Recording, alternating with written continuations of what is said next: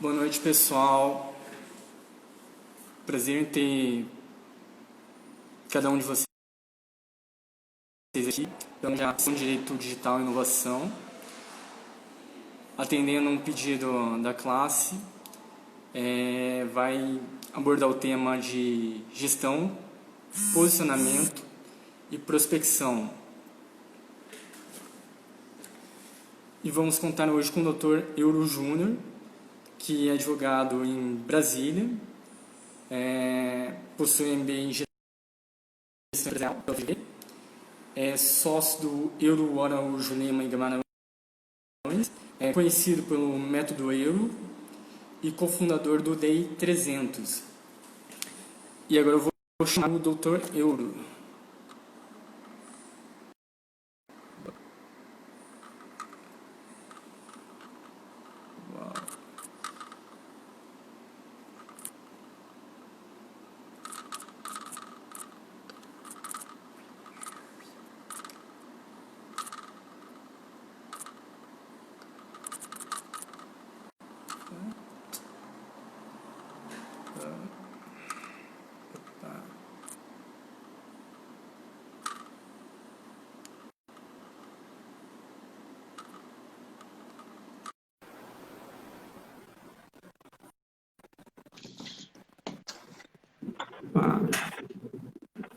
Opa! Boa noite, Euro.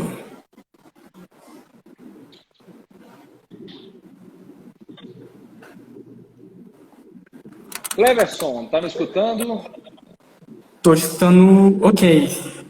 Show de bola. Aqui tá dando assim uma mensagem no meu visor. Estamos com problemas para carregar esse vídeo ao vivo. Mas consigo te ver normalmente. Estão me Áudio aí vendo tá aí? ok. 100%. Como é que você tá, Cleverson? Tô bem. Como diria hoje, vamos fazer um bate-bola sobre os três temas que mais afligem os advogados. Então, vambora. Falar de gestão, falar de posicionamento, falar de prospecção. Estamos à disposição aí da OAB Cascavel. Inclusive, um dos pontos, quando a gente estava fazendo o planejamento estratégico da comissão e tal, tipo, abordando quais que eram as dores, foi abordar esses três pilares. E daí, um dos nomes que a galera, tipo, chegou como que aborda o tema de uma forma mega dinâmica, tal, mega pra cima, uma energia, um astral que é, brincando, tira todos os rótulos que a advocacia tem de uma profissão, de umas engessada. Que seria, digamos, por exemplo, apresentar uma advocacia sem gravata. Hoje eu estava recebendo um pessoal aqui da OAB mesmo, foi presidente da OAB, estava aqui no meu escritório. Estou prestando consultoria para um ex-presidente da OAB na parte de gestão estratégica. É um grande amigo meu, por isso que eu fiz isso daí, porque eu nem consultoria eu faço diretamente no escritório, está sendo a minha primeira experiência. Mais para até viver essa experiência para saber se é o que eu quero. Mas ele chegou, aí me viu desse jeito, né? Camisa normal, símbolo dos 300 e tal. Ele veio aqui para ver um evento que ele vai fazer. E ele falou: ué, rapaz, cadê o terno? Eu falei: terno é para audiência, terno é para quando você tem todo o ritual, né? O ritual que a lei prevê. Eu, como advogado, cara, só uso terno nesses casos, ou quando, lógico, vai ter uma reunião mais formal, assim, com clientes e tudo mais, né? Que não me conhecem, ou que estão começando a conhecer o meu trabalho faz pouco tempo. Aí sim, a gente vai vestir um terno sem gravata, porque já é uma coisa minha, eu só uso gravata em sustentação oral, e olha que eu não faço sustentação oral e a audiência já tem mais ou menos aí uns 3 anos, mas caso precisem, né, a gente aí a gente usa, mas para quebrar um pouco dessa formalidade que eu acho que tudo tem que ter um porquê. Tudo que a gente faz na vida, sabe, Cleber, a gente tem que perguntar por que que eu faço isso? Né? Hoje, se você for ver assim, só abrindo parênteses, até fugindo um pouco, mas nós usamos ternos por causa dos europeus que vivem num país frio, né? Que tem uma outra tradição, e aí a gente veio para cá e continua usando de uma forma. Então, são as coisas que a gente se questiona. E a gente faz isso com tudo, com a nossa gestão, com a nossa forma de fazer advocacia. A gente está sempre se questionando: por que que eu tenho que fazer isso? Por que que eu tenho que usar esse linguajar? Por que que eu tenho que falar com o juiz só da forma escrita? Por que que eu tenho... São vários porquês. Com base nos porquês, eu acho que você consegue transformar a advocacia. Tem uma história que mexeu muito comigo quando eu era menino, que me falaram bem assim, Cleves. Chegou um militar e recebeu uma ordem de pintar o banco. Aí ele pintou o banco da praça.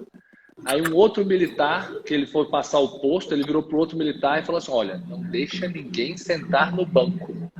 Aí o outro militar virou e falou: pô, beleza. Por que que ele falou isso? Porque o banco estava molhado de tinta. Ocorre que esse militar foi embora, foi substituído de posto, e aí um militar passou o posto para o outro e falou: olha, não deixa ninguém sentar no banco. Depois passou o posto para outro: não deixa ninguém sentar por banco. Por vários anos, ninguém sentou no banco. Por quê? Porque ninguém se perguntou por que não podia sentar no banco. Todo mundo só estava seguindo ordens. A partir do momento que você começa a ser questionador, um advogado questionador, buscar o porquê das coisas, você começa a quebrar tradições que não fazem mais sentido, ainda mais no momento de pandemia que o mundo todo mudou, a gente já tem que começar a questionar muita coisa, né? E o pessoal está curioso para saber um pouquinho da sua jornada, abordando os 3 temas. Show, né? Falando aí. Cara, contando aí já direto ao ponto. Sou advogado, gente, quem não me conhece, é um prazer estou sendo muito honrado em receber esse convite. Toda a OAB Cascavel, assim, a OAB do Paraná em geral, todas as cidades que eu já falei, foram super, super atenciosos. E eu sou um amante do conhecimento, acho que conhecimento bom é compartilhado. Então, antes de mais nada, eu gostaria de agradecer aí ao convite de vocês. A melhor forma de você aprender é que nem eu fiz agora, contando a historinha do soldado. É você contar uma história, né? Essas coisas desde pequeno, quando a gente estava com os nossos pais, uma história sempre prende mais atenção. Então, quando o Cleverson me convidou aqui, como é que a gente vai abordar esse tema? Eu falei, cara, eu consigo abordar muito bem os temas, antes da gente abrir para perguntas e respostas, contando a história, porque eu fiz muita coisa errada durante a minha jornada, o que acabou colapsando, quebrando o meu escritório de advocacia. Então você já pode aprender com meus erros. E depois eu fui consertando cada uma dessas coisas, o que fez com que meu escritório ficasse bem sucedido. Hoje somos aí 26 advogados, top 500 do Brasil, né, faturando aí 7 dígitos. Então, tem uma carapaça aqui, ó, um couro grosso de tanto tomar porrada aí, são 12 anos de advocacia. E eu acho que contando essa história vocês podem aprender mais do que só virar e trazer termos técnicos aqui e tudo mais. Mas vamos lá, eu formei, cara, nunca fui um dos melhores alunos da minha sala, longe disso. Era um aluno mediano, acabou que gostava aí de uma farra, sempre gostei muito de uma farra, era atleta, então sempre gostava aí também fui disciplinado como atleta, mas também gostava desse mundo mais agitado. O que fez que eu reprovasse em penal 1, eu gosto de falar isso daí também, tem muita gente que tem um complexo, né, umas crenças limitantes, só porque talvez reprovou numa matéria, na faculdade, não. Reprovei em penal 1, reprovei na minha primeira prova da OAB também. E aí, cara, assim, esse foi um dos primeiros momentos cruciais da minha vida, sabe, Cleverson? Porque quando eu reprovei na prova da OAB, eu falei, cara, não passei na federal, fiz uma faculdade considerada boa, mas não a melhor, né? Não passei na federal, reprovei na OAB, eu falei, eu sou um bosta. Na verdade, foi que eu pensei isso mesmo. Eu falei, eu sempre vou ser medíocre. Foi algo que me deu na cabeça naquela época. E aí eu trouxe um momento de reflexão, sabe? Eu virei e falei, cara, eu vou querer viver minha vida toda como uma pessoa medíocre? E uma das coisas que meus pais sempre me falaram é, cara, estuda, estuda, estuda. Eu não estudei para a federal, não estudava na faculdade, não estudei no meu ensino médio, fundamental. Foi a hora que eu virei e falei, cara, tá aí. Eu tenho que passar na prova do OAB, porque senão eu fiz 5 anos de faculdade e não vou poder exercer. Aí foi a primeira vez que eu virei e falei, cara, vou estudar sério para algo na vida. Aí estudei, lembro que parei mesmo minha vida, passei na OAB, passei muito bem na segunda fase, consegui gabaritar a segunda fase, e aquilo me deu um comichão da confiança, sabe, Cleves? Eu olhei e falei, porra, caraca, eu não sou tão burro assim, né? Aquela coisa das crenças limitantes, você vai começando a quebrar suas crenças limitantes. E confiante foi abrir meu primeiro escritório.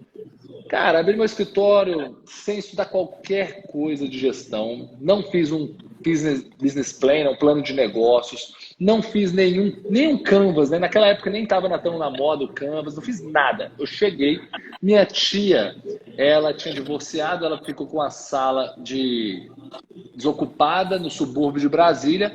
Eu virei para minha tia e falei, tia, posso abrir o escritório lá? Primeira coisa que eu quero que vocês peguem a visão, galera, você que está assistindo aí. Toda estratégia de negócios, você não abre uma... Já viu que a fotocopiadora está perto do cartório, está perto do INSS? Ou seja, tem um porquê ela escolher aquele ponto, né? Com base no produto, com base no preço que ela cobra. Então, abrir o seu escritório em qualquer lugar já foi o primeiro erro que eu cometi, né? Por quê? Eu gostava de direito societário, gostava de direito comercial, gostava de direito contratual, mas lá com certeza não estavam meus clientes. Com certeza não estavam meus clientes lá. Mas abri, eu lembro que eu estava empolgadão, Cleves. Eu falei, caraca, agora eu sou advogado, a galera vai me contratar porque eu gabaritei a segunda fase da OAB. Eu já tenho aí uma vitória no meu cartel. Lógico, botei minha cadeirinha lá, fiz o escritório ali com pouco dinheiro que eu tinha, bem humilde mesmo. Eu lembro que eu olhava pro piso do escritório e falava, Deus do céu, o cliente vai chegar aqui, a percepção de valor do cliente vai lá embaixo, mas eu pensava, é o que eu tenho. É o que eu tenho. Meus pais, eu venho de família muito humilde, meus pais não tinham dinheiro para me dar para abrir o escritório, então foi o que eu tinha.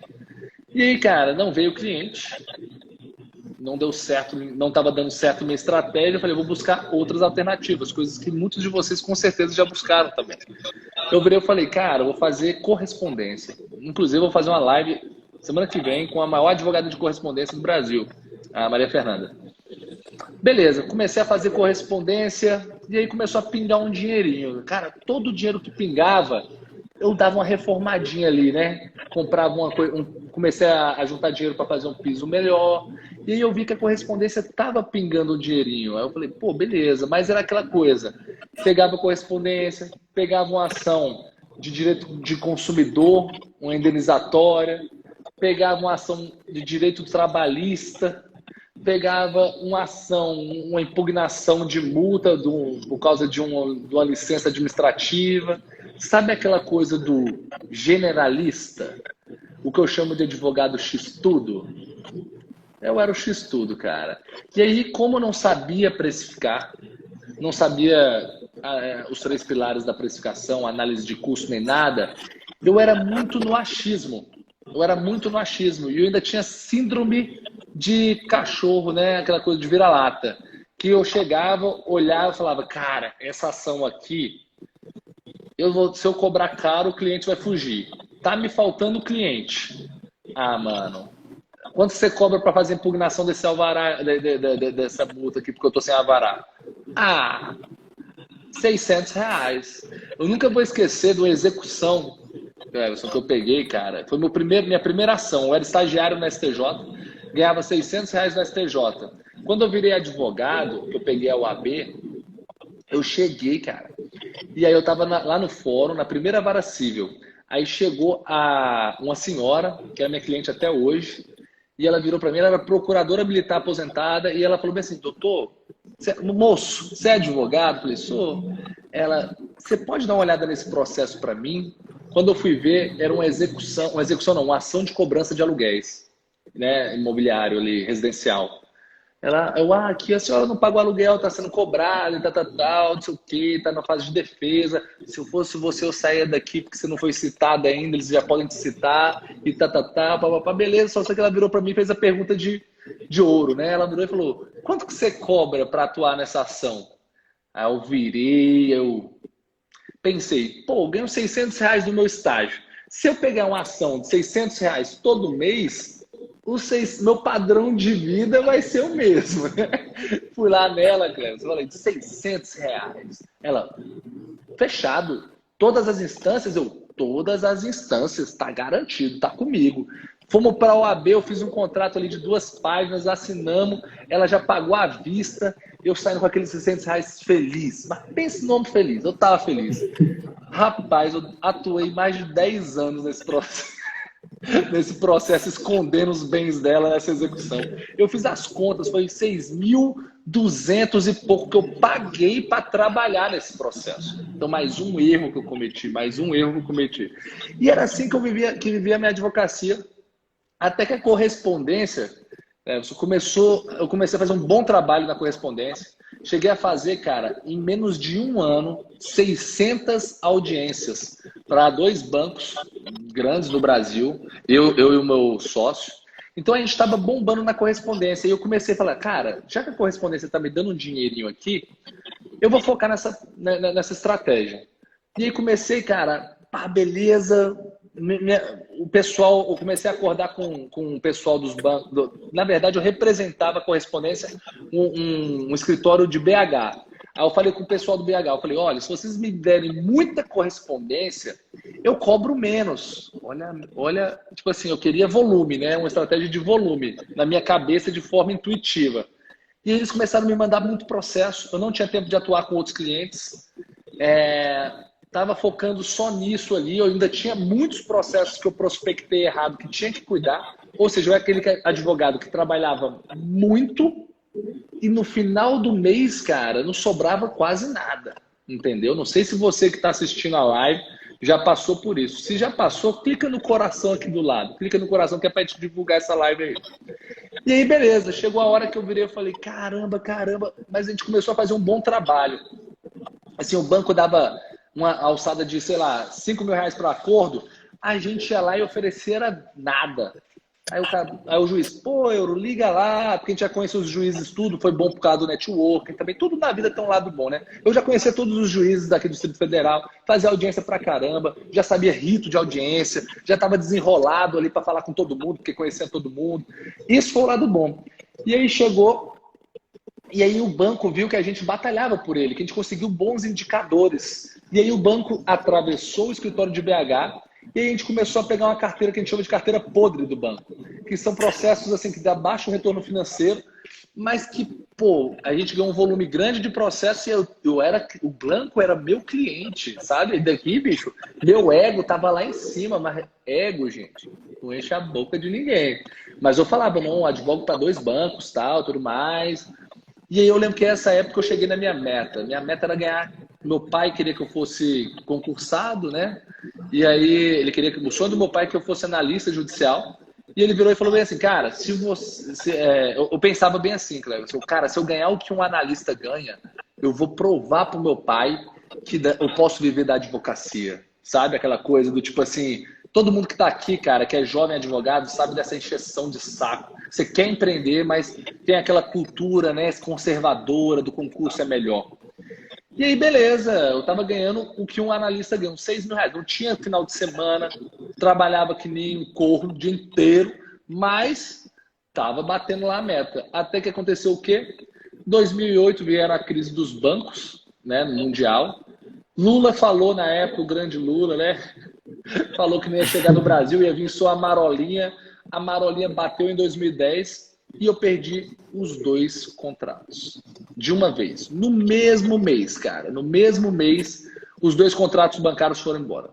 Eu tinha capital de giro, reserva para funcionar no escritório? Não tinha gestão nenhuma financeira. Cara, cheio de processo para cuidar. Cheio de dívida para pagar. Eu olhei e falei, bichão, quebrei. E quebrei mesmo. Cheguei para os meus devedores, falei, não tenho dinheiro para pagar vocês, estou fechando o escritório. Cheguei para uma amiga, né, uma amiga que, enfim, falei, cara, você conhece alguém que possa cuidar dos meus processos que eu quero estudar para concurso? E aí foi quando eu abri um processo, ela falou, conheço umas 3, abre um processo seletivo. Abri um processo seletivo, bem boqueta mesmo, foi quando eu conheci a doutora Juliana, minha sócia, hoje. Mas ela virou e falou, tem esses processos que eu tenho dinheiro para receber neles. É mixaria, mas eu tenho. Ela tinha acabado de se formar, eu falei, cuida deles, que aí, bicho, uma parte é sua, uma parte é minha, mas eu vou estudar para concurso. E aí eu estudei 1 ano para concurso, 1 ano e pouco, fui aprovado na corregedoria, Virei corregedor público federal lá na Conab. E aí, cara, pô, aí eu já ganhava bem, né? Aí foi outro mundo, aí, pô, tranquilão. Mas aquela coisa do... A vida a gente só vive uma vez, né, cara? Existe um propósito no que a gente faz. E aí eu pensava, cara, eu posso ser o melhor corregedor daqui. Posso trabalhar o dobro se eu quiser, porque eu gostava de trabalhar. Eu vou ganhar a mesma coisa que o outro corregedor, que só quer fazer o dele ir embora. E aquilo foi me incomodando, me corroendo. Aí eu falei, vou fazer meu escritório de novo, vou abrir meu escritório. Até porque estava entrando uns dinheirinhos daqueles meus processos antigos. E eu virei e falei, cara, dá para ganhar dinheiro com a advocacia. Se eu fizer certo, eu sabia que eu tinha cometido diversos erros, sabe, Cleber? Eu sabia. Na minha mente estava muito claro. Eu falava, fui burro. A verdade é essa. Eu pensava, eu fui burro. Então, eu olhava o dinheirinho caindo, mesmo fazendo tudo errado, caindo o dinheirinho. Eu olhei e falei, cara, imagina se eu fizesse certo. Foi quando eu fui fazer meu MBA na FGV. Fui fazer o plano de negócios, fui para Nova York, estudar o modelo nova-iorquino. E aí, cara, comecei a estudar a matriz SWOT, que é o quê? Você vê suas forças, fraquezas, oportunidades, ameaças, analisar o mercado, ver quais são os produtos jurídicos que eu posso oferecer para esse mercado que tem mais demanda. Quais são os produtos jurídicos que tem menos advogados atuando, onde eu posso ser mais combativo, cobrar margens maiores. Comecei a estudar posicionamento de mercado. Vem cá, por que às vezes um restaurante gostoso pra caramba, mas que é meu chinfrinzinho, cobra R$10 no estrogonofe, e um restaurante que tem toda uma percepção de valor do cliente, tem toda uma experiência do cliente, que vende estrogonofe às vezes até pior do que aquele caseirinho chinfrim, consegue cobrar R$80 num estrogonofe. E eu lembrei do meu processo de R$600, eu pensava, eu nunca mais quero cobrar R$600 no processo. Mas o que eu tenho que fazer? Foi a hora que eu fui estudar posicionamento de mercado, gestão, marketing tanto de conteúdo como marketing de experiência.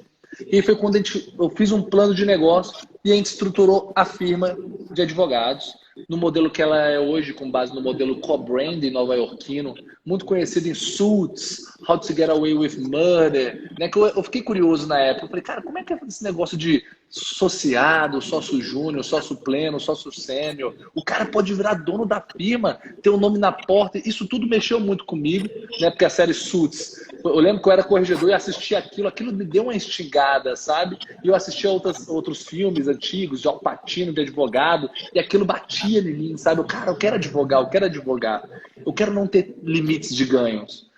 E aí foi quando a gente fez o plano de negócios. Em 2016, inauguramos a firma. Nossa firma hoje, cara, tem um time aí, é um full service empresarial com posicionamento de razão. O que é isso? Se vocês tiverem uma ideia, a gente não é o escritório mais barato. As pessoas não contratam a gente por causa do preço. Elas contratam a gente porque elas querem conforto e segurança de ter um time de advogados. Hoje somos 26 advogados. Um time de advogado que é, pós-graduado, num posicionamento de mercado que traz conforto, ou seja, a gente está no bairro mais luxuoso de Brasília. Então, a percepção de valor do cliente, quando você faz os 4 P's do marketing, né? Produto, preço, praça, promoção, a nossa estratégia de entrada de mercado, de posicionamento foi muito claro. Quem que a gente quer atingir? Primeira coisa que a gente pensou, aqui em Brasília tem 2 públicos, servidores e empresários. Nós temos serviços para uma prateleira de serviços para servidores, que ela é divulgada de forma, digamos assim, estratégica, que não é o nosso core business, mas existe uma puta oportunidade de mercado, porque aqui em Brasília é o celeiro do governo federal e tudo mais. Mas nosso target mesmo, nosso foco é empresários. Como criar diferenciais de mercado para esses empresários? Como está criando diferenciais de mercado para esses empresários? O que eu vou fazer que os outros advogados não fazem na área empresarial?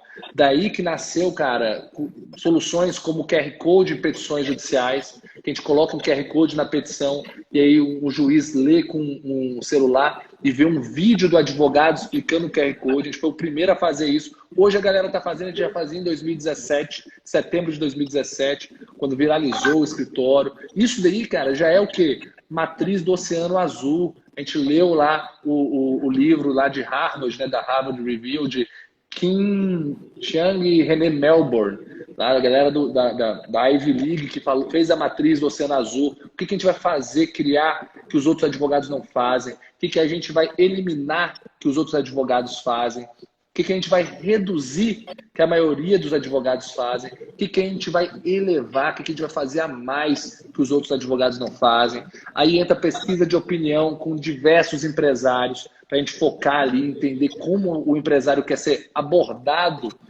por um advogado, como é que a gente vai fazer uma venda simples, uma venda complexa para esse empresário. Hoje, nosso grupo do Telegram, só para empresários, tem mais de 2.800 empresários. Como clientes recorrentes, são mais de 240 clientes recorrentes na firma, empresários. As maiores empresas do Distrito Federal são nossos clientes. Mas por quê? A gente começou uma estratégia de dissecar esse empresário, de entender esse empresário, de saber quantos anos ele tem, qual o sexo dele.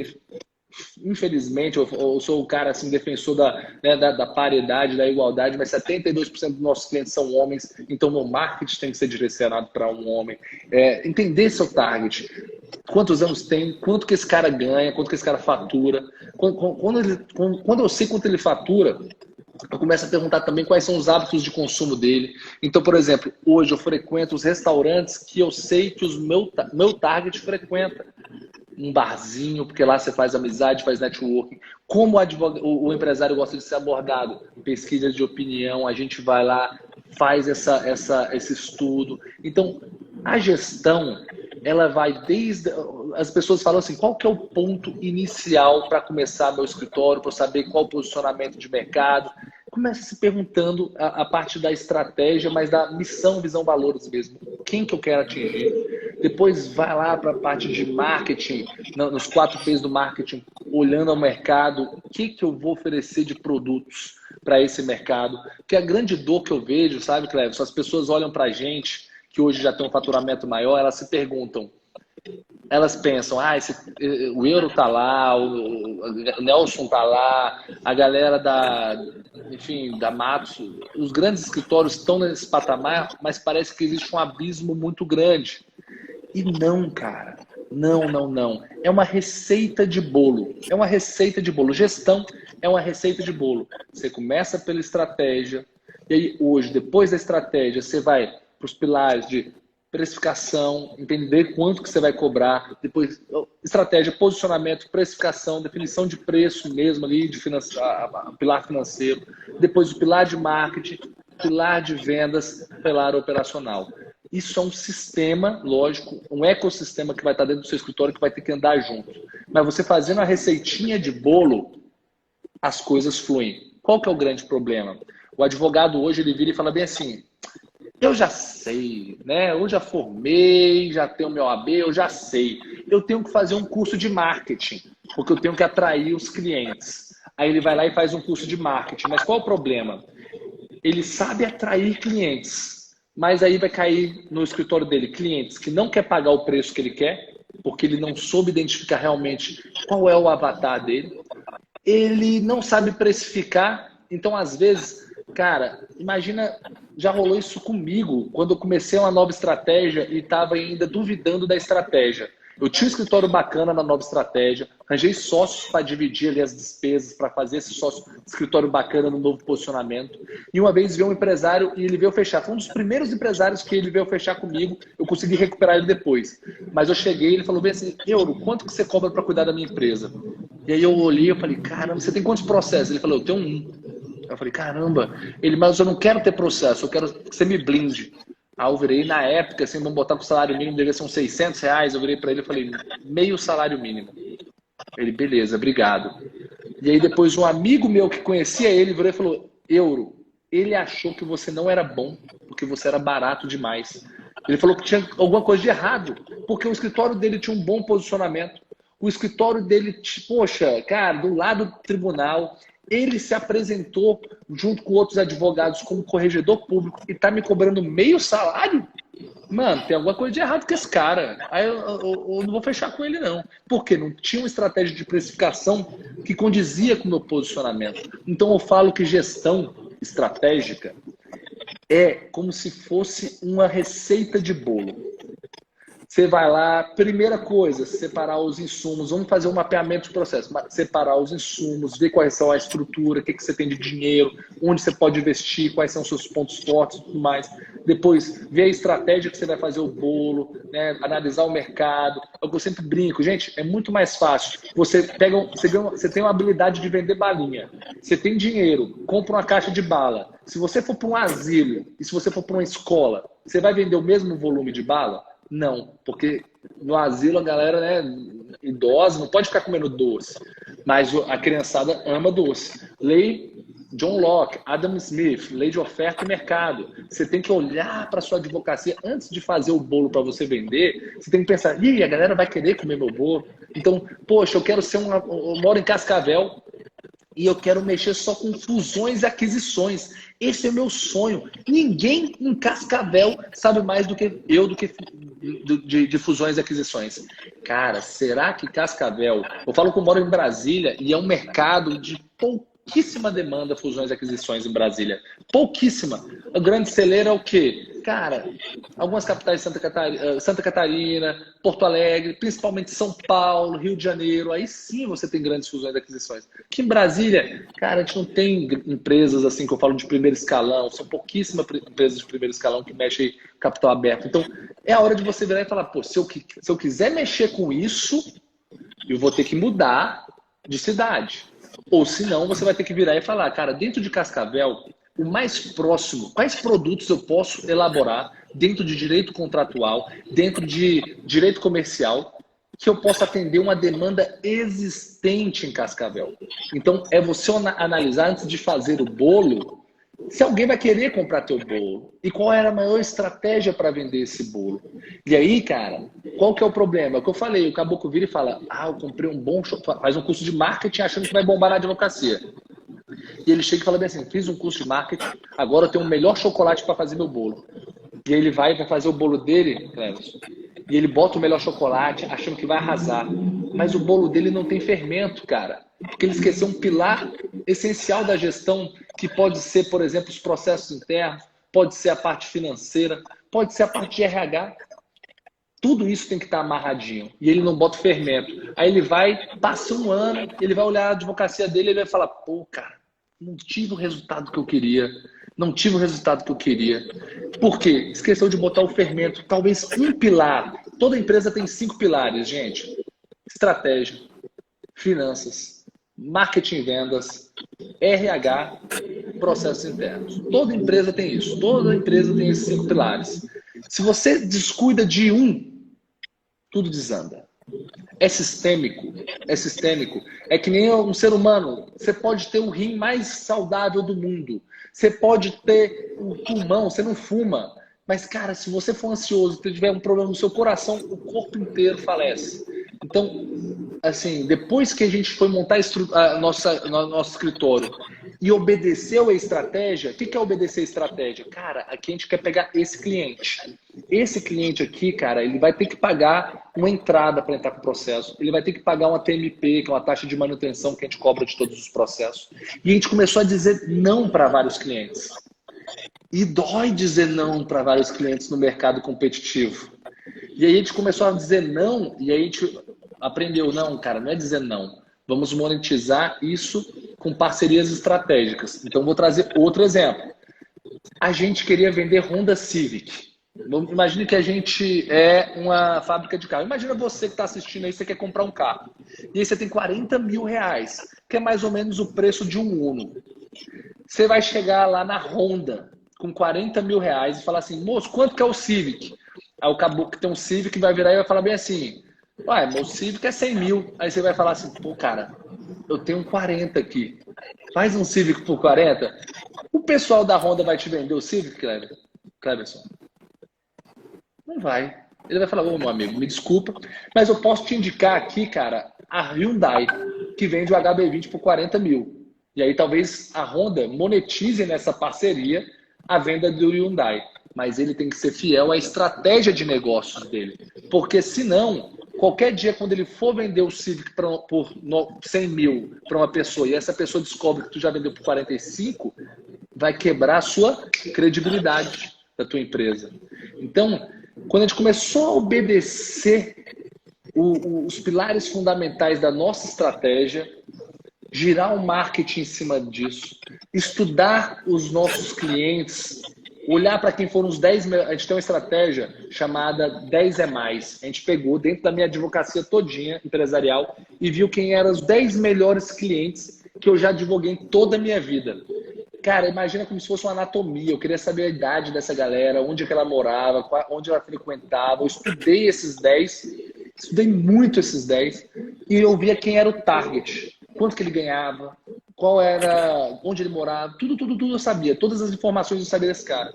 Então, quando encontrava uma pessoa na rua, no almoço, opa, 37 anos, está na faixa de idade, tem família, tem filhos, tá no perfil. Mora onde? Cara, moro aqui no Sudoeste, é um bairro que tem um perfil. Eu já sabia, faz o quê? Sou empresário. Putz, ele é meu target. Eu já virava e falava, cara, e aí, bicho? E como é que tá a vida de empresário? Já sofreu muito processo? Já, né? Vida empresarial não tem como. Pronto, tem demanda. Eu já pegava esse cara, bicho, já pegava o lead dele e eu falava, se eu trabalhar esse lead, ele vira meu cliente um dia. O negócio é, lógico, trabalhar o lead, gente, não é atravessar o colega chegando, tentando tomar o contato dele, não. Mas eu ia e já falava assim, cara, você não quer participar dos conteúdos que eu gero aí sobre segurança jurídica? Me segue lá no Instagram, né, para empresários e tudo mais. Cara, pô, beleza. Aí ele vai te seguindo, você vai gerando conteúdo para esse cara, você vai ali, quando tem você sabe quais são as coisas que ele gosta de fazer. Você chega e fala, pô, cara, vai ter um evento de network empresarial aqui no meu escritório. Vem para cá, vem apresentar a sua empresa que é B2B, né? Business to business. O cara, pô, que bacana. Gera valor para esse cara. Foi assim que a gente foi construindo o nosso castelo de pedras. Com várias estratégias. Chega de captação de clientes, de identificação de quem é nosso target. E sabe qual é o melhor disso? Quando você vê que a pessoa não é o seu cliente, você não perde tempo com as pessoas que não são seu cliente. Chegar, Euro, é aquela coisa, eu estava conversando com um amigo essa semana, que é um grande empresário do ramo de construção aqui em Brasília, e a gente estava conversando sobre aquela velha história da exceção. As pessoas gostam de fazer, quebrar regras com exceções. Aí falando, sempre todo canto já teve a história do fazendeiro que foi comprar uma Land Rover, chegou lá e todos os vendedores trataram ele mal e ele comprou ela à vista, na boca do caixa. Todo mundo já escutou uma história assim. Mas, cara, qual é a probabilidade disso acontecer? Cara, de chegar uma menina de 18 anos, falar que quer empreender, ela foge totalmente do meu target. Qual é a probabilidade de eu conseguir vender algo para ela? Você tem que focar a energia onde você já conhece o território. É ali que você vai ter os melhores resultados. Podem haver exceções? Claro que vai existir muitos prodígios, né, de 18 anos que vão empreender e tudo mais, vão ter grandes resultados. Mas a partir do momento que você tem uma estratégia, sabe quem é teu target, sabe se comunicar com o seu target, sua energia é gasta onde interessa. E você gastando energia onde interessa, os resultados começam a vir. E então, concluindo, qual foi a nossa estratégia de prospecção que a gente teve? Vender para empresários é uma venda complexa. Ou seja, a gente descobriu que o empresário, ele não é aquele cara que vai te fazer um contrato mensal se ele não te conhece. Então, tudo começa com uma venda simples. Aí você que está assistindo, quer atuar no ramo empresarial, presta muita atenção. Pessoa física é venda simples. Pessoa jurídica, com uma dor, venda simples. Ele vai te pesquisar no Google, ele vai olhar no Instagram, ele vai perguntar para um amigo, ele vai marcar uma reunião e falar assim, tenho um problema. E aí, a venda simples vamos marcar uma reunião. Você escuta o cara, você tem lá aí o seu script de reunião, aí você gera oportunidade, quebra a objeção e fecha o contrato na mesma reunião de fechamento. Mas se você quer ter partidos empresariais, que são contratos fixos, onde você vai atuar em vários processos para o empresário, você vai estar fazendo consultoria para esse empresário, aí é uma venda complexa. E na venda complexa se cria, para fechar uma venda complexa, você precisa de uma palavra essencial, confiança. E confiança se gera com relacionamento. E aí o que a gente fez? A gente começou a ver que a gente tinha que colocar esse empresário para dentro do escritório. Foi quando a gente começou a gerar conteúdo, fazer palestras de conteúdo. E não é conteúdo jurídico, não, gente. Muita gente vai assim, eu vou começar a usar a estratégia que eu vi na sua live. Eu vou fazer uma palestra sobre quais são os direitos sei lá, cara, os direitos tributários do empresário. O empresário não quer saber os direitos tributários dele. Porque ele tem um advogado e um contador para isso. Entendeu? Ele tem um advogado e um contador para isso. Ele não quer fazer uma palestra. Eu quero fazer uma palestra sobre LGPD. Se você fizer uma palestra para empresários só sobre LGPD, muito grande sua chance de não ter sucesso. Muito grande. Por quê? O empresário, ele quer chegar e ele quer a solução pronta. A não ser que ele já tenha um problema com a LGPD. Vamos supor que ele teve uma notificação de LGPD, aí ele vai procurar um advogado. Mas se for para você vender um produto numa venda complexa, você vai ter que ganhar esse empresário. Então, quais foram os eventos que a gente começou a fazer aqui, Cléber?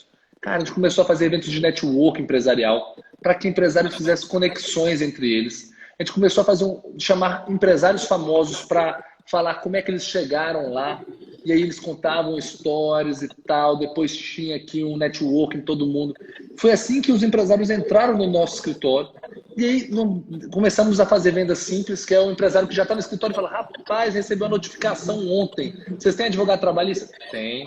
Mas aí a gente vai conhecendo o empresário. E assim que um empresário, numa estratégia de member get member, na outra reunião a gente falava, você gostou da reunião? Ele adorei. Chama mais 2 empresários para a próxima, que aí eu te dou uma garrafinha de vinho. E aí, cara, foi chegando e a gente foi montando nossa carteira. Aí eu vou falar, com venda simples, cara, tem como você prosperar sim na advocacia.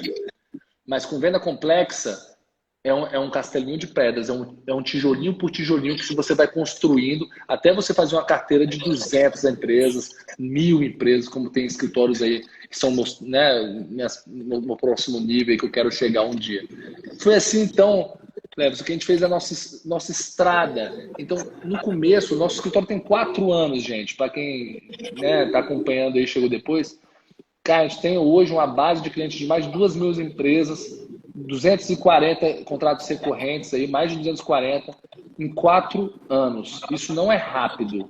Se você falar, eu acho rápido porque meu amigo ali tem 10 anos e nunca construiu isso. Porque seu amigo era que nem eu quando comecei. Se você chegou depois dessa live, assiste ela, vai ficar salva no perfil da OAB Cascavel. Você assiste ela do começo. Ele não tinha estratégia, ele não tinha posicionamento, ele não tinha gestão, ele não tinha marketing e nem tinha prospecção ativa. Só para finalizar, uma das coisas das estratégias finais, eu nunca fiz nenhuma, uma das coisas que eu conversei com o Cleves para a gente abordar. Dentro das minhas estratégias de marketing, eu nunca fiz nada que violasse o código de ética da OAB. Meu marketing sempre foi de conteúdo. Eu convidava o empresário para vir no meu escritório para oferecer conteúdo e networking para ele. Eu sempre li na lista de transmissão do WhatsApp, nos meus e-mails, nas redes sociais dos advogados que são aqui da firma. A gente sempre gera conteúdo, relacionamento e conteúdo. Se você quer advocacia simples, ali por exemplo, tem um advogado muito famoso em Goiânia, eu esqueci o nome dele, que é previdenciarista. O cara gera conteúdo todo dia de previdenciário. Esse marketing o AB não proíbe. Hoje existe, claro, uma discussão sobre os links patrocinados, Google Ads. Isso daí, cara, não está pacificado. Mas o que eu sempre bato na tecla, vocês são advogados. Façam a sua interpretação da lei, pois vocês são intérpretes da lei. Faça a sua interpretação da lei. Com base na sua interpretação, defenda caso tenha algum problema com a OAB. A OAB não está aqui para te atrapalhar. Muito pelo contrário. Eu vejo uma OAB, pelo menos aqui no Paraná, no Distrito Federal, Santa Catarina, uma OAB que ela dialoga. Né?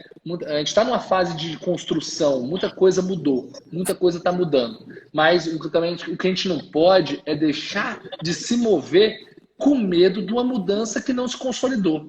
Então, se você está aí gerando conteúdo, cara, utilize ferramentas de funcionamento de conteúdo, sem oferta. Porque uma coisa que eu sou contra, que viola o código de ética, é você fazer oferta. Isso daí viola, é pacífico que viola o código de ética. Mas você pegar um conteúdo, jogar em quem já é seu seguidor, porque hoje, vamos lá, eu tenho 60 mil seguidores no Instagram. Eu não entrego meu conteúdo para 60 mil pessoas. Meu conteúdo ele é entregue para 3% disso. Mas, pô, você impulsionar para os seus seguidores, para o cara que já te segue, para que eles vejam o seu conteúdo, ele já está lá no seu Instagram. Qual o mal que tem isso? Ele buscou você. Isso viola o código ético? São pessoas indeterminadas? Não são seus seguidores, são o seu relacionamento. Redes sociais, as pessoas querem socializar com você. Hoje a gente está numa discussão muito grande, nossa celeuma muito grande, mas o que eu acho que você não pode fazer é ficar parado. E aí, cara, hoje a gente chegou onde chegou porque a gente se moveu, a gente inovou, a gente buscou fazer marketing, a gente teve cara de pau de chegar e botar a cara na frente antes de todo mundo. E se você está insatisfeito com os seus resultados, né, tem uma frase do Einstein que eu amo, loucura é buscar resultados diferentes fazendo sempre as mesmas coisas. Vou encerrar aqui, porque senão vai ser só eu falando. Vamos abrir aí para perguntas e respostas então, beleza? Então, vou abrir aqui com uma pergunta que foi levantada na comissão da Jovem Advocacia. Quais são as dicas para o jovem advogado para ser reconhecido em ramo específico quando ele está trabalhando sozinho e ele precisa pagar os boletos? Show de bola, show de bola. Eu vou falar o que eu faria para mim se eu começasse a advogar hoje. Pega a visão, você que está assistindo. O que eu falaria para mim se eu começasse a advogar hoje? Cara, eu ia olhar, eu ia correr e ia no tribunal. Primeira coisa que eu ia fazer, correr e eu ia no tribunal. Eu ia conversar, primeiro, qual é a minha missão? Eu sou um previdenciarista, um trabalhista, um civilista? Qual é a minha área? Minha missão? Pô, cara, gostaria muito de atuar com o direito do trabalho. Beleza. Ou direito previdenciário, enfim. Se for trabalho, eu iria na Justiça do Trabalho. Se fosse previdenciário, eu ia na Justiça Federal. Se fosse civilista, eu ia na Justiça Comum. E eu ia, cara, na cara de pau, entre uma audiência e outra, falar com o juiz e perguntar assim, excelência, ia pegar meu caderninho, quais são as ações que você, excelência, já atuou, que tem que são de maiores valores? Anota. Quais são as ações que você mais trabalha aqui, que você acha que tem um grande volume de demanda? Anota. Vai assistir ali 3 audiências com esse juiz, pula de vara, vai para o outro juiz, pergunta. Identifique padrões, vai no CNJ, procura quais são as ações que são mais distribuídas no seu estado, na sua região. Começa a analisar mercado, começa a ver as oportunidades, ler revistas da sua região, onde fala sobre os maiores medos, por exemplo, eu sou da região agrícola, de café aí do Paraná, Pucarana, Rolândia, sei lá. Pô, beleza, cara. Dá uma olhada aí na sua região, conversa eu quero atuar com direito agrário, conversa, faz pesquisa de opinião com os produtores, vai na cara de pau, cara, você não tem nada a perder, ou não você já tem. Vai entender o mercado e vai entender o seguinte, é a matriz SWOT. Matriz SWOT. Suas forças, suas fraquezas. Qual é a minha força? Cara, minha força, eu sou cara de pau, vou lá perguntar. Minha força, eu sou bom em direito agrário, por exemplo. Beleza, eu sou bom em direito agrário, sei direito agrário. Cara, tem um tio que é fazendeiro, pode me apresentar alguém. Uma força minha e tal, tudo mais. Cara, beleza. Fraqueza. Eu não gosto de peticionar, não. Beleza, talvez eu tenha que buscar um sócio peticionante. Fraqueza. Eu não tenho dinheiro. Meu sócio peticionante tem que ter mais dinheiro que eu. Fraqueza. Você vai estudando o que você tem. E aí, o segundo ponto, estude o mercado. Beleza, aqui em Cascavel, aqui em Apucarana, aqui em Curitiba, quais são as áreas que estão dando mais dinheiro? Quais são os maiores players? Quais são o que está girando aqui na minha área que eu atuo? Em direito agrário está tendo muita inadimplência nas cédulas de produto rural de café porque teve uma safra perdida e os produtores rurais não estão conseguindo pagar os bancos. Cria um produto. Gente, a advocacia do século XXI é a advocacia de produto. Muita gente, quando eu falei isso há um ano atrás, eu comecei a bater nessa tecla, a galera virou e falou bem assim, não, é advocacia de nicho. Eu falo, não, não é advocacia de nicho, porque a advocacia de nicho, ela é para um mercado que é menos competitivo. E o cliente, às vezes, não sabe que você tem a solução dele. A partir do momento que você fala, eu tenho esse produto para você, para resolver o seu problema, o cliente gera muito mais identidade. Então, vamos lá. No meu caso, eu sou servidor público, né? Eu era servidor público, quer dizer, corregedor. Saí, tal, pá, moro em Brasília. Quantos servidores? O que mais tem em Brasília? Servidor público. Quais são os problemas que servidores públicos têm? Problemas com direito de petição, problemas com processo administrativo disciplinar, problemas com remoção. Massa, eu tenho 3 produtos: atuação em PAD, ações de improbidade administrativa, processos administrativos de remoção. Cara, toda a sua comunicação vai ser com base nesse produto. Então, primeiro P do marketing, produto, preço. Cara, beleza, eu vou ter condições de abrir meu escritório? Tenho dinheiro para abrir meu escritório? Não, vou abrir um escritório digital porque eu não tenho dinheiro para arcar com algo físico. Beleza. Ah, preciso de dinheiro para abrir um escritório digital? Não, vai no Wix. Você vai ter que gastar R$ 40 num domínio, vai no Wix, cria um site. Beleza.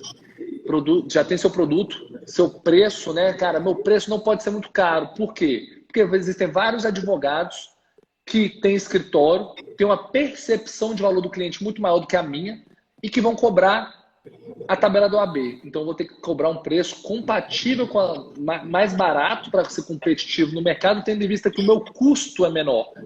Eu não tenho escritório físico, não tenho um empregado, você se torna mais competitivo. Então, já sei meu preço. Poxa, então uma atuação em PAD hoje, a gente cobra R$ 15 mil no mínimo aqui. Poxa, mas olha a minha estrutura. Cara, dá para atuar fácil por R$ 5 mil. Beleza, preço praça. Praça não tem, né? O preço pro praça não tem porque você não tem escritório físico, não tem uma praça física, mas tem uma praça digital. Eu só vou publicar direcionado para servidores do DF. Então vai ser federais e de DF. Massa, já tenho a minha praça. Se eu for fazer um Google Ads, se eu for fazer um Facebook Ads, vai ser nessa região aqui que eu vou pulverizar o meu conteúdo. Promoção. Como é que eu vou atingir essa galera? Pô, vou fazer uma landing page com meus produtos. Nessa minha landing page vai ter uma parte de blog onde eu vou gerar conteúdo. Vou gerar conteúdo também no meu Instagram, no meu Facebook. Vou também estar entrando na comissão da OAB de Direito Administrativo para eu estar falando sobre PAD, que é para eu estar conseguindo talvez uma entrevista, né, um espaço maior, estar aprendendo também. Então, essa vai ser minha estratégia. Produtos, preço, praça, promoção. E aí eu ia para o mercado. Isso tudo eu só fiz depois de fazer o quê? Analisar o mercado, fazer a matriz SWOT. Então, 2 ferramentas que eu utilizaria: matriz SWOT, 4 P's do marketing, e ia testar. Estou falando que vai dar certo de cara, gente? Não estou falando isso. Mas você não testar, você não vai saber.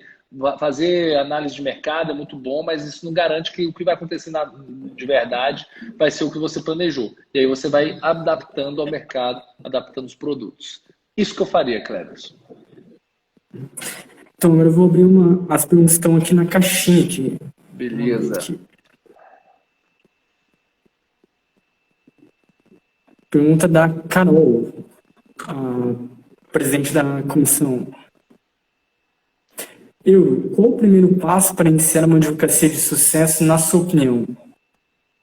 Cara, missão, visão, valores. Entende quem você é. Entende qual a tua missão. Entende onde você quer chegar, visão. Entende quais vão ser as regras do seu jogo, valores. Esse é o primeiro passo, é você se entender. Segundo passo, estratégia e análise de mercado, SWOT. Mas existem diversas outras ferramentas que você vai usar para fazer uma análise de mercado mais bem feita. Terceiro passo já é marketing estratégico, estratégia de precificação e tudo mais, e aí vai para o mundo. Que é mais ou menos o que eu falei respondendo a outra pergunta. Para não ficar repetitivo também. Mas esse é o primeiro passo mesmo, é missão, visão, valores, é você se entender. Entender qual é a solução que você pode vender, entregar para o mercado. Eu acho que esse é o primeiro passo.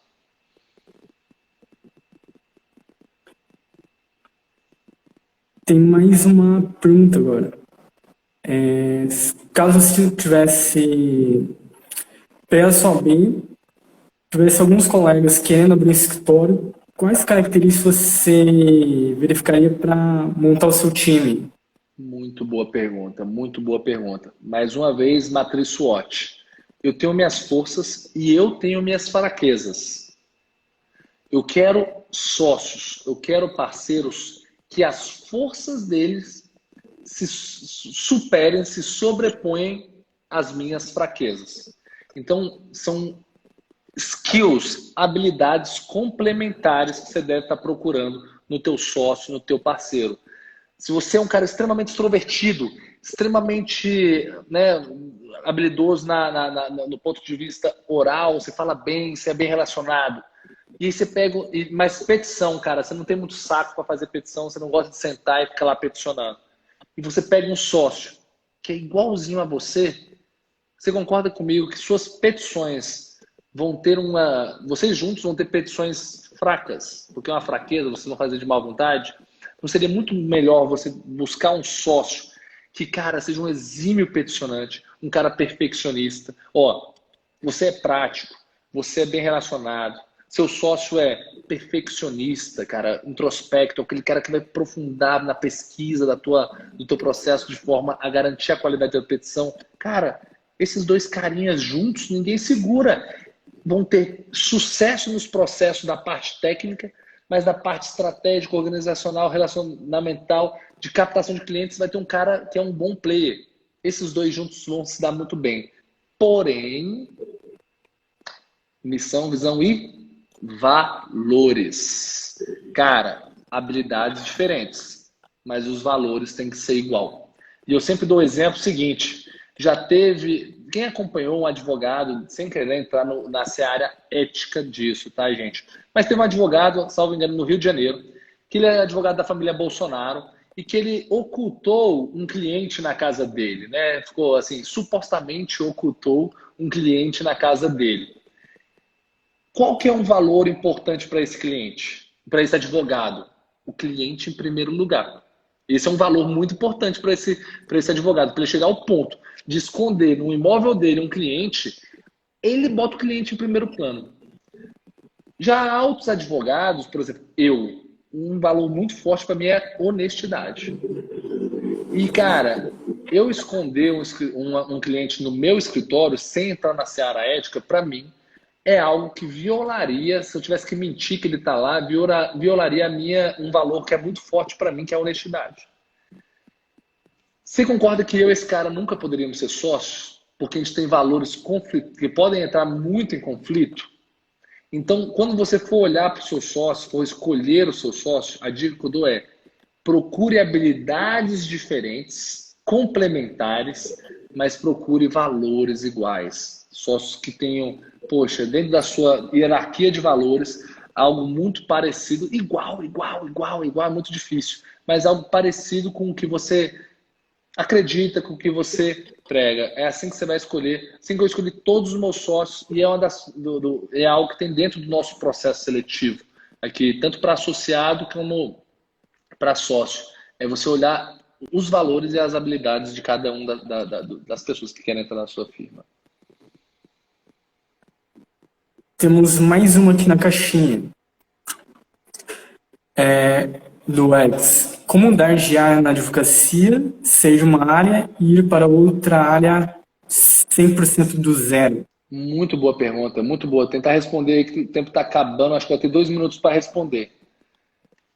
Cara, não existe você fazer 100% da outra área do zero, até porque você já tem clientes. O que você vai fazer é uma estratégia de precificação, uma estratégia que eu recomendo, de marketing e precificação. Como é isso? Eu atuo com direito previdenciário, não quero mais, mas eu tenho clientes previdenciários e vem clientes previdenciários no Member Get Member, né, por indicação, mas eu quero atuar na área trabalhista. Você vai começar a fazer conteúdo na área trabalhista e o seu marketing vai sair, aí o marketing sim, sai